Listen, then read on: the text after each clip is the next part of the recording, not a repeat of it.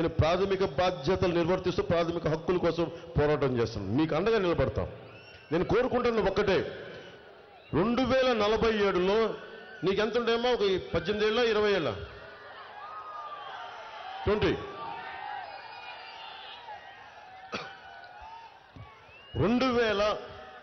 2019కి నీ వయసు ఎంత? 15 ఏళ్ళు అంతే కదా.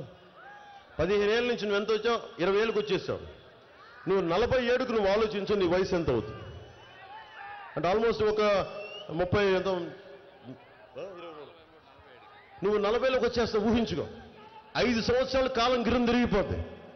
నా భయం ఏంటంటే, మీరు చాలా బాధ్యతగా కాలం మీ భవిష్యత్తు కోసం ఆలోచించి ఓటేసుకోకపోతే, నా ఓటు పెద్ద విలువే ఉంది, నా ఓటు ఎవరికైనా వేసేస్తాను, అలా వేయకండి. నా మాటలు కూడా గుడ్డిగా నమ్మద్దు, మీరు ఆలోచించండి నా మాటలు. దశాబ్దం నుంచి పవన్ కళ్యాణ్ అనే వ్యక్తి ఏమి సంపాదించుకున్నాడని రోడ్డు మీద నిలబడి అడ్డమైన సన్నాసుల చేత మాట అనిపించుకుంటున్నాను నేను మీకోసం. ఎందుకంటే మీకు ధైర్యం ఇవ్వడానికి వచ్చాను. మనం భయపడిపోతే ఎట్లా? మనం సమాజంలో రౌడీలకు భయపడిపోతే ఎట్లా? సగటు మధ్యతరగతి మనిషి భయపడిపోతే ఎట్లా? ధైర్యం ఉండాలి, మనకి ధైర్యం ఉండాలి. కులాల ఐక్యత ఎందుకు కోరుకున్నా? జనసేన 7 సిద్ధాంతాలు, కులాల ఐక్యత చాలా కీలకం. నేను ఇందాక టీవీ ఇంటర్వ్యూలు చెప్తా ఉన్నా.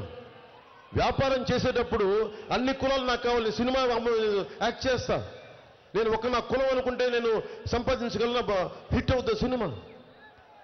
వ్యాపారం చేసేటప్పుడు నాకు అందరూ కావాలి, పని చేసుకునేటప్పుడు నా కులం అంటే. దాంతో అన్ని కులాల ఐక్యతని ప్రతి ఒక్కరు గుర్తించాలి. నేను గుర్తించాను. కులాలకు అతీతంగా ఈ రోజున నేను కూటమిని ముందుకు తీసుకెళ్తున్నాను. అది ఎందుకని? నాకు అందరూ సమానం చాటి చెప్పడానికి, అన్ని మతాలు సమానం అని చాటి చెప్పడానికి. అందుకని దృష్టిలో పెట్టుకొని, మీ భవిష్యత్తుని దృష్టిలో పెట్టుకొని మీరు ఓటు వేయండి.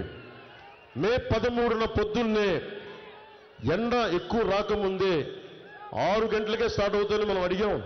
6 గంటల నుంచి 11 లోపు మ్యాక్సిమం 70% ఓట్లు వేసేయండి.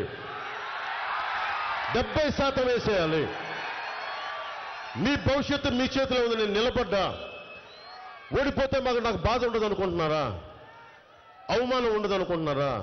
కానీ అవమానాన్ని దాటి ఎందుకు నిలబడతామంటే, ఆశయం కోసం నిలబడ్డ వాడికి అవమానం ఉండదు, ఓటమి ఉండదు, ముందడిగే ఉంటుంది, గెలుపే ఉంటుంది. పిఠాపురం నుంచి పోటీ చేస్తున్నా, నేను గెలుస్తున్నా. దశాబ్దం తర్వాత నన్ను నిలబెట్టారు.